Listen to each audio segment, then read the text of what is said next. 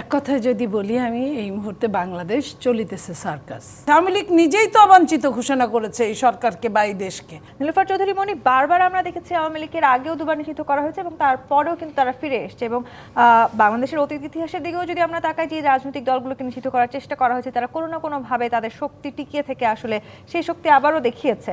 কি মনে করছেন, আওয়ামী লীগও আসলে আবারও সেই শক্তি দেখাতে কোনো ধরনের ঝটিকা মিছিল কিংবা যে ধরনের সন্ত্রাসী কার্যক্রমের সম্ভাবনার কথা আমরা বলছি বা যে শঙ্কাগুলোর কথা আমরা ভাবছি, সেরকম আরো বড় আকারে ঘটতে যাবে কি? এক কথায় যদি বলি, আমি এই মুহূর্তে বাংলাদেশ চলিতেছে সার্কাস। সার্কাসের বাইরে আমি কিছুই দেখছি না। আওয়ামী লীগ এর আগে দুইবার নিষিদ্ধ হয়েছে। আওয়ামী লীগ যাওয়ার আগে, আওয়ামী লীগ এই পতনের আগের দিন পর্যন্ত জামাতকে নিষিদ্ধ করেছে। তো জামাতের কি ডাবল প্রমোশন হয় নাই? তাতে আমরা এখন যা দেখছি, জামাত সব জায়গায় লোক নিয়োগ করছে, জামাত যা বলছে ওটাই হচ্ছে। তো এতে ডাবল প্রমোশন হয়েছে। আওয়ামী লীগ আগে দুইবার নিষিদ্ধ হয়েছে, সেটার প্রতিফলন তারা পায় নাই, সিম্পেথি পায় নাই। আমি তো মনে করি যারা এটা করলো তারা আওয়ামী লীগকে একরকমভাবে পুনর্বাসন করার জন্যই করলো। তারা তো আওয়ামী লীগকে বিতাড়িত করে নাই। যে আওয়ামী লীগ বাইরে যেতে চায় তাকে যাওয়ার সুবিধা করে দিয়েছে। একের পর এক প্রায় 600, 700, 800 এরকম যে কোথাও ছিল তারা, সেইখান থেকে আস্তে আস্তে তাদেরকে আস্তে আস্তে সুবিধা করে দিয়েছে বাইরে চলে যাওয়ার জন্য। এমনও আছে, আপনাদের টেলিভিশনের মাধ্যমে দেখেছি যে অ্যারেস্ট হয়েছে বিমানবন্দরে, পরের একদিন পরেই দেখি যে বিদেশে সে হয় কোনো শপিং সেন্টারে আছে, না হয় কোথাও মিটিং করছে, না হয় ইফতার পার্টি করছে। এইসব আমরা দেখেছি, এটা নতুন কিছু না। এবং আওয়ামী লীগের কোনো বিচার হয়েছে? ডেভিল হার্ট বলে যেটা করেছে সেইখানে কয়টা বড় আওয়ামী লীগ অ্যারেস্ট হয়েছে? সব তো নাতিপুতি আওয়ামী লীগ অ্যারেস্ট হয়েছে। এখন যেটা করলো এইটা আমার তো মনে হয় যে ওই ওখানে ধোঁয়া সুতরাং ওখানে আগুন। এই ঘটনাটা যা ছিল তাই আছে। আওয়ামী লীগ নিজেই তো অবাঞ্ছিত ঘোষণা করেছে এই সরকারকে বা এই দেশকে। নগদ পেমেন্টে 500 টাকা পর্যন্ত ক্যাশব্যাক আর লেনদেনে প্রতিদিন ডিপ ফ্রিজ এবং ঘন্টায় ঘন্টায় এসি টিভি সহ দারুণ সব গিফট। তারাই তো আসে না। আপনি তাদেরকে কি তাদের অবাঞ্ছিত করবেন, তাদের নিষিদ্ধ করবেন?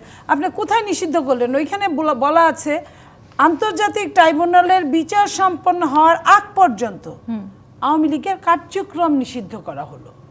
আওয়ামী লীগ তো নিজেই আসে না। আপনি দেখেন, এখন নমিনেশন দেন, আওয়ামী লীগের ডাকেন, আওয়ামী লীগের পাবেন, প্রথম কাতারে আওয়ামী লীগ, দ্বিতীয় কাতারে আওয়ামী লীগ। তৈরি করার চেষ্টা করছেন না, জনমনে আতঙ্ক সৃষ্টি করেছেন, নানান ভাবে আসলে তারা রাজনৈতিক কার্যক্রম করবার চেষ্টা করছেন। আওয়ামী লীগ, জি, আওয়ামী লীগ একটা হরতাল ডেকেছে 1-2 দিন। হরতাল ডেকে তারা কি নেমেছিল? হঠাৎ একটা মিছিলের মতো করেছে, জঙ্গি মিছিলের মতো, বা ওই যে কি বলে হঠাৎ মিছিল কোন জায়গায়। এর আগে কি এটা হয় নাই? জামাত করে নাই, বিএনপি করে নাই। কি প্রজ্ঞাপনে লেখা আছে? যে প্রজ্ঞাপনটি জারি হয়েছে তাদের এখন করতে পারবে না, এখন করতে পারবে না, আটকাতে পারবে। অন্য কোনো ব্যানারে যদি করে আপনি কি করবেন? ধরেন ওর ব্যানারের মধ্যে আওয়ামী লীগ লেখা থাকলো না, ওই মানুষগুলোই থাকলো, আপনি কি করবেন? জনগণের কি এটার উপর নিষেধাজ্ঞা আছে? এইখানে আমার মনে হয় যে এইখানে একটা বিরাট বড় শুভঙ্করের ফাঁকি আছে। অন্য কোনোভাবে রাষ্ট্রীয় তরফ থেকে জনগণের দৃষ্টি অন্যদিকে প্রবাহিত করার জন্য এই ঘটনাগুলো ঘটছে। আপনি দেখেন কি হলো চট্টগ্রামের মানবিক করিডোরের জন্য আপনার কে বলল?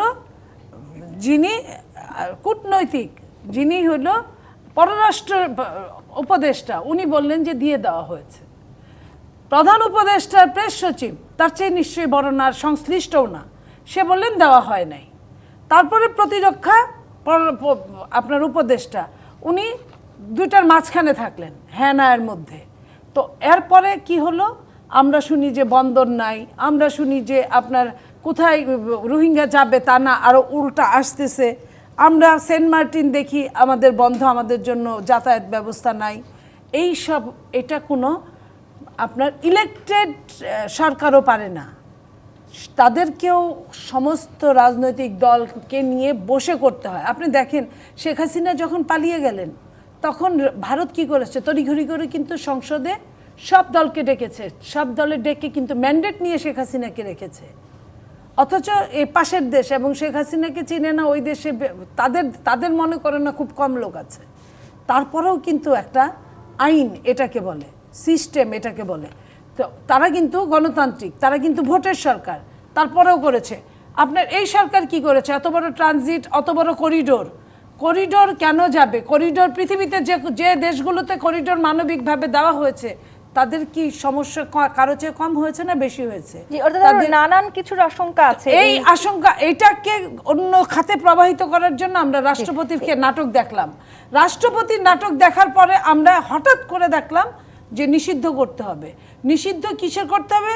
আপনার রোড টু কি, যমুনা টু শাহবাগ, শাহবাগ টু যমুনা, আসবে এবং এই কি জায়গাটিতে আপনার ঠান্ডা কাছে। পানি, বিস্কিট, চা বিভিন্নভাবে আপ্যায়িত করা হলো। তার মানে কি সরকারের ইচ্ছায় কি এটা হলো না?